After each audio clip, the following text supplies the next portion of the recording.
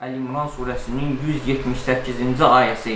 Allah Teala buyurur ki, küfr edənlər, kafir olanlar, günahlar işlədənlər, onlara verdiyimiz möhləti heç də özləri üçün xeyirli saymasınlar ki, deməli Allah Teala bizə əzab vermirsə, biz bu qədər günahlar eləyirik, biz bu qədər küfürlər eləyirik, Allah Teala bizə dayıca verir.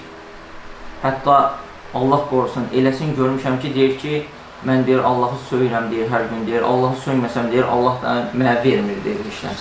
Allahı deyir, söyməsəm, mənə alver, deyir, getirmir, deyir, ticarətim yaxşı getmir. Allah da deyir ki, küfr edənlər, onlara verdiyimiz möhləti heç də özləri üçün xeyirli sanmasınlar. Bizim onlara verdiyimiz möhlət ancaq günahlarını daha da artırmaları üçündür. Onlar alçaldıcı bir əzab görəcəklər. Bəli, budur sonu.